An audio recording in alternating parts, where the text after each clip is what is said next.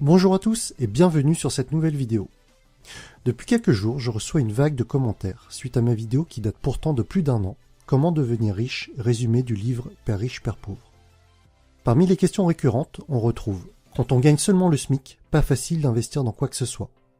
Ou encore, être riche c'est mal, ça n'apporte pas le bonheur.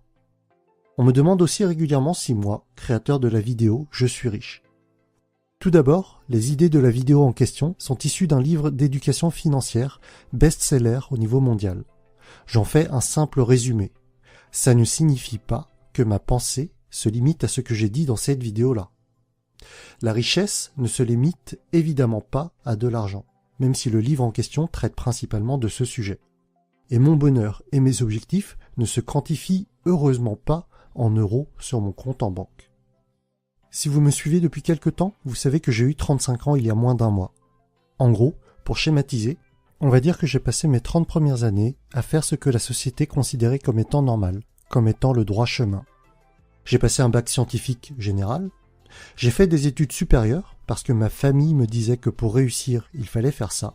J'ai décroché un diplôme d'ingénieur en informatique, j'ai trouvé un CDI juste après. Tout semblait parfait et en ligne par rapport à la définition de la réussite pour la majorité des personnes. J'avais mes passions à côté. Je faisais des jeux vidéo, je regardais la télé. Je travaillais normalement pour un salaire correct, me divertissais sur mon temps libre. Une vie complètement banale parmi des millions d'autres individus tout à fait semblables. Si j'avais continué dans cette voie, personne ne m'aurait rien dit et j'aurais vécu ma petite vie tranquille dans ma zone de confort jusqu'à la retraite à mes 65 ans au mieux. Sauf que vous le savez, j'aspire à mieux. Mieux c'est quoi? C'est ce que j'ai décrit dans ma vidéo que j'avais surnommée « Défi perso ». Dans 2 ans, je quitte la rat race. Mieux, c'est sortir de ce schéma idéal décrit par la société qui ne me convient plus. C'est trouver des sources de revenus qui peuvent être générées sans passer par un équivalent en nombre d'heures. Dans mes vidéos sur Père riche, Père pauvre, j'avais pris l'exemple d'immobilier ou de bourse. Mais il existe bien d'autres actifs. Ceux qui ont suivi mon parcours ont vu, pas forcément d'un bon œil d'ailleurs, mon crochet par le MLM. Rapidement, je me suis rendu compte que ce n'était pas fait pour moi. Mais alors quitter la rat race à faire quoi? Eh bien, vous avez une partie de la réponse sous vos yeux. À partager des idées de façon ludique sur ma chaîne YouTube. À faire gagner du temps à vous spectateurs et abonnés de ma chaîne en vous apportant de la valeur. Et à vous proposer des formations de qualité dans le cadre de mon programme premium. La richesse, je ne la quantifie pas uniquement en euros, mais en temps libre, et aussi avec la qualité de mes relations avec mes proches, ma famille, mes amis. Ma définition de la réussite, c'est le fait de gagner une somme d'argent qui me permet de vivre décemment sans avoir peur du lendemain, de passer mon temps avec les personnes que j'aime, à faire les activités qui nous plaisent, où on veut et quand on veut. Ainsi, suivant le schéma que je vous ai proposé un peu plus tôt, depuis 5 ans, je me forme. Je lis beaucoup. J'achète moi-même des programmes de formation en ligne dans le but de devenir chaque jour quelqu'un de meilleur.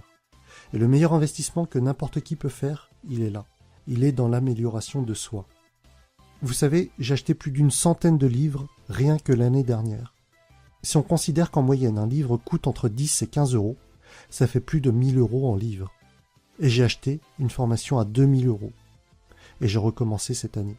C'est cher. Oui, c'est très très cher. Mais comme Abraham Lincoln le disait, si vous trouvez que l'éducation coûte cher, essayez l'ignorance. Bien sûr, tout le monde ne peut pas forcément mettre cette somme d'argent du jour au lendemain. Je le conçois tout à fait. Est-ce que ces sommes ont été faciles pour moi à débourser? Bien sûr que non. J'ai fait des sacrifices à côté.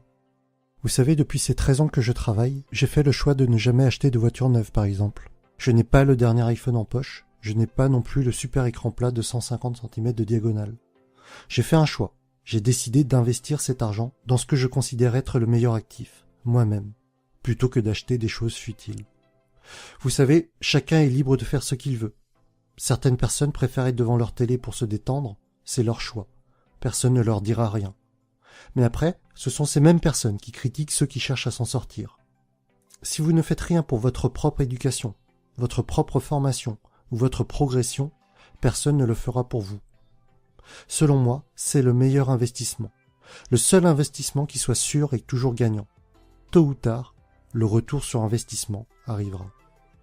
Alors, pour répondre aux personnes qui se demandent si je suis riche, sur le papier, sur mon compte en banque, je ne suis pas beaucoup plus riche qu'il y a 5 ans. Je vis correctement, mais pas encore assez librement, à mon goût.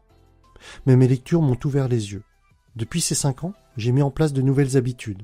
La méditation, la gratitude, les routines matinales, des habitudes sportives quotidiennes, le fait de mieux manger tous les jours. Donc oui, je me sens bien plus riche, dans plein d'autres domaines qui n'ont rien à voir avec l'argent. Vous n'avez pas d'argent à investir dans des formations ou dans des livres, mais l'argent n'est pas votre seule ressource. Investissez votre temps qui est bien plus précieux que l'argent. Passez-le à lire, à vous documenter. Soyez curieux, regardez des TEDx plutôt que des émissions télévisées sans intérêt. Alors, certains diront que ça prend du temps et qu'ils ont besoin de se reposer et de se détendre après une journée de travail. Rappelez-vous de ma toute première vidéo, et en particulier de la 7e habitude de Stephen Covey, affûter la scie. Oui, affûter la scie, ça prend du temps. Sauf que si en l'affûtant pendant 2 heures, vous coupez votre tronc d'arbre en 30 minutes, n'est-ce pas plus intéressant que de passer 4 heures au total à couper votre arbre avec votre scie émoussée? Est-ce que tout ceci est facile? Non, pas forcément. Est-ce que ça en vaut la peine? Je vous dirais oui, assurément. Il y a une phrase que je me répète régulièrement. Je suis ce que je suis aujourd'hui pour les choix que j'ai faits hier. Si vous voulez que demain soit un jour meilleur, eh bien faites les bons choix maintenant et ne procrastinez pas. Encore une fois, si vous n'avez pas d'argent à investir, investissez avec votre temps et consacrez-le à des choses qui en valent la peine. C'est vraiment ce que je voudrais que vous reteniez de cette vidéo.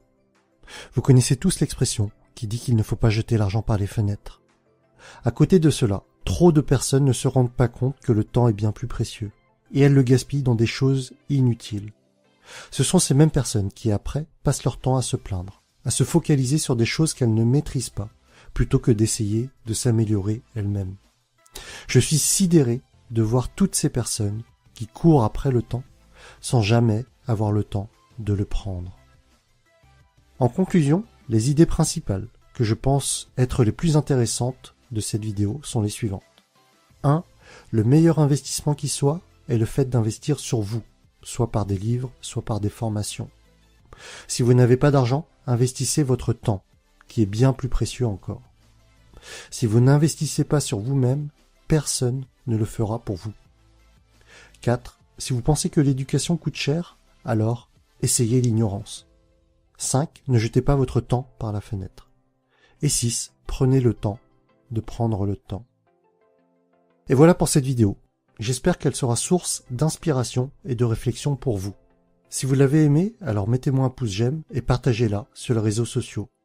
Abonnez-vous si ce n'est pas déjà fait, et je vous dis à très bientôt pour la suite des aventures.